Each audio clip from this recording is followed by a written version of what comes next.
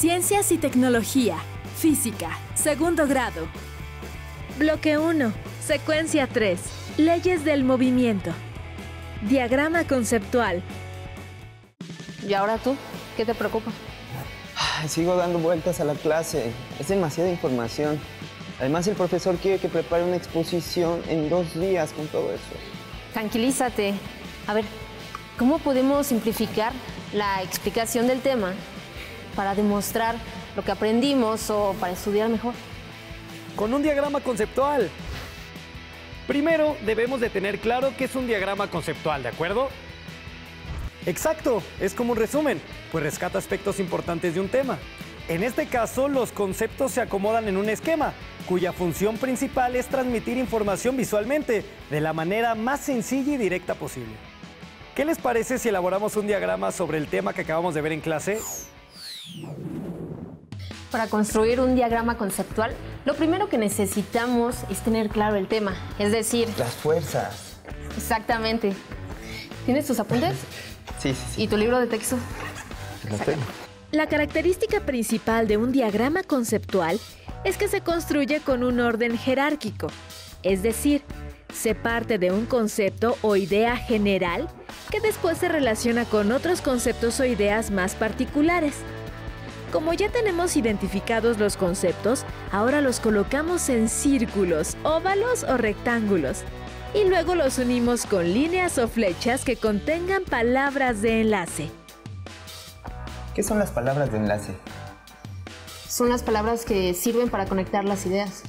Los pasos generales para elaborar un diagrama conceptual son: tomar el contenido de tu libro de texto, tus apuntes o tus conocimientos. Decidir cuál es el concepto principal. Identificar los conceptos clave. Ordenar los conceptos de manera jerárquica. Organizar las ideas con figuras y líneas. Y hacer los ajustes finales al diagrama. Ahora, apliquemos estos pasos para hacer un diagrama sobre el tema que te está quebrando la cabeza.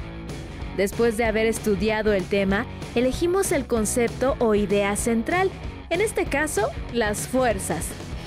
Continuamos eligiendo una idea particular que puede ser la definición de fuerzas, la cual es acciones que producen movimientos, cambio de dirección o deformación de los objetos, y la escribimos dentro de otro óvalo.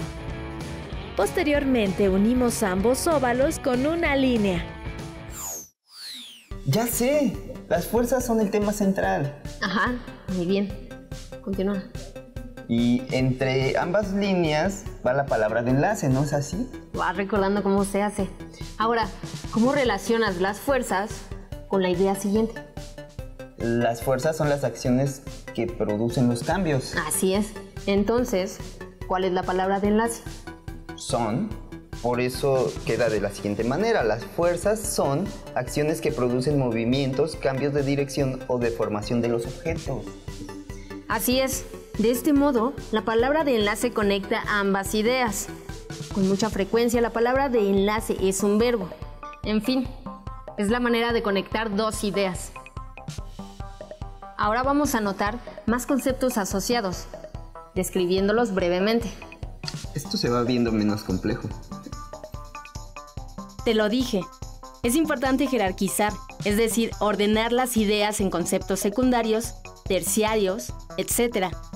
Para esto, colocamos las ideas más generales en la parte superior de la lista y las más específicas en la parte inferior.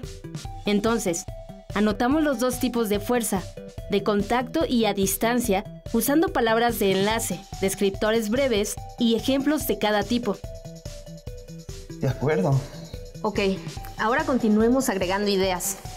¿Recuerdas cómo se representa gráficamente las fuerzas? Sí, claro, con vectores. Lo anotaré aquí. El diagrama conceptual se va completando al añadir ideas dentro de óvalos conectados con líneas, definiendo la ubicación correcta para cada idea e insertando las palabras de enlace.